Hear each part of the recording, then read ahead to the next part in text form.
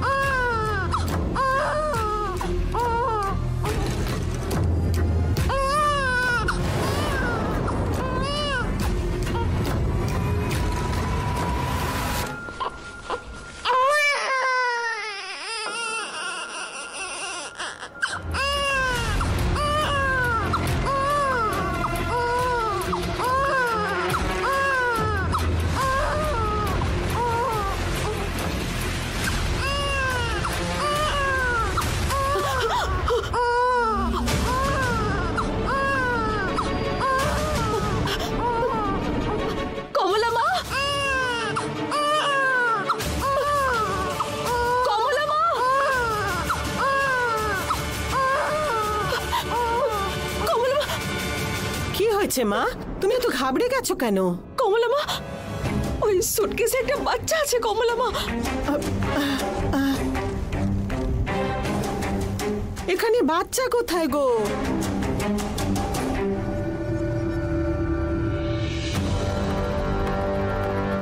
সত্যি বলছি কমলা মা, আমি দেখলাম এখানে একটা বাচ্চা ছিল। এই দেখো, এইটা উমার ছোটবেলার ড্রেস গো দিদি, তোমার মনে পড়েছে তো? এই দেখো মা, এইটাও ছোটবেলার গো। এই জামাটা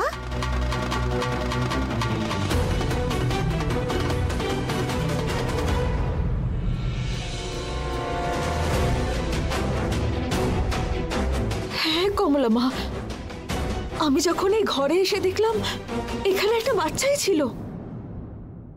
কি হয়েছে বলছি, আমি নিচে পুজো শেষ করে প্রতিটা ঘরে গিয়ে ধুনো দিচ্ছিলাম, সেভাবেই এই ঘরে এলাম ধুনো দিতে। ধুনো দিয়ে এই ঘর থেকে বেরোনোর সময়তেই একটা বাচ্চার কান্নার আওয়াজ শুনতে পেলাম। তখন আমি ধূপটা এক পাশে রেখে আওয়াজটা কোত্থেকে আসছে খোঁজার চেষ্টা করলাম। তখন আমি খাটের উপর সুটকেসটা দেখি, সুটকেসের মধ্যে থেকেই বাচ্চার কান্নার আওয়াজটা আসছিল। তখন আমি ওই সুটকেসটার কাছে গিয়ে চেনটা খুলতেই দেখি সেখানে একটা ছোট বাচ্চা মেয়ে কমলা মা।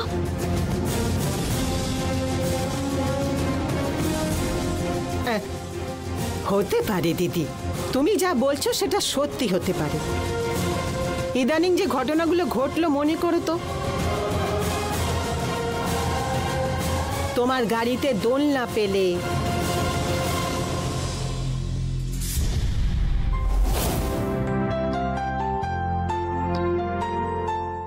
ছোট দিয়ে এটা কি হাতে করে দোলনা নিয়ে আসছো? এটা দিয়ে কে খেলবে? কে আর খেলবে রূপা এটা দিয়ে? আসলে কেউ একজন এটা গাড়িতে রেখে গিয়েছিল। কেন রাখলো, কবে রাখলো কিছুই জানি না। এই বাড়িতে যে মহিলা এসেছিলেন উনি নতুন অতিথির কথা বলেছিলেন।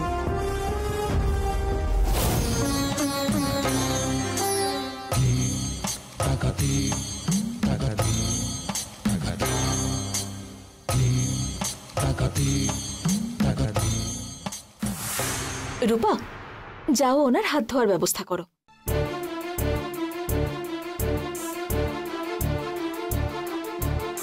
খুব ভালো লাগলো। এত তৃপ্তি করে আমি অনেক দিন বাদে খেলাম। তুমি যেভাবে আমায় চৌধুরী। তৃপ্তি দিলে তেমন খুব তাড়াতাড়ি তোমার গর্ভেও একজন আসবে। তোমার একটি মেয়ে হবে, তারই সূচনা এইসব মা। আর তুমি যে সুটকেসে বাচ্চাটা দেখেছিলে সেটা উমাই এই বাড়িতে নতুন করে জন্ম নেবে বলে গো মা।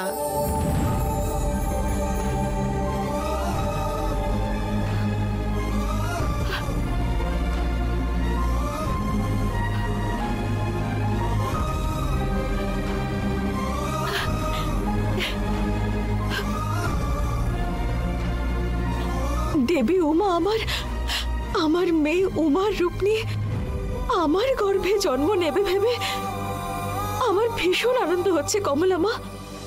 ঠাকুরের আশীর্বাদে উমা আবার এই বাড়িতে জন্ম নেবে গো মা। তুমি তোমার হারানো খুশি আবার ফিরে পাবে গো। উমাকে নিয়ে আবার আমরা সবাই মিলে খেলবো।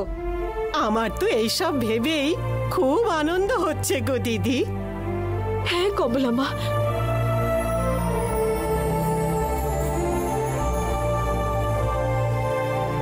আবার আমার গর্ভে আমার মেয়ে হয়ে জন্ম নেবে বলে উমার খুব ইচ্ছে ছিল। ওর শেষ মুহূর্তে দেবী উমার কাছে এই প্রার্থনাই করেছিল,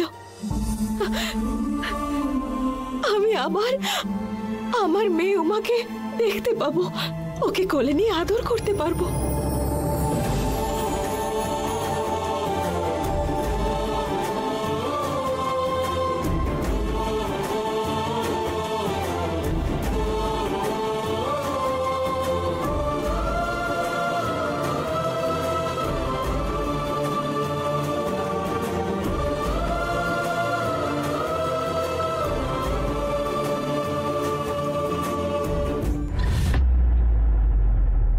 কত কিছুই তো করলাম, কিন্তু টাকা কামাতে পারলাম না রে আদি। দেখো মামা, টাকা কামানো অনেকটা হলো সূঁচ দিয়ে গর্ত খোঁড়ার মতন।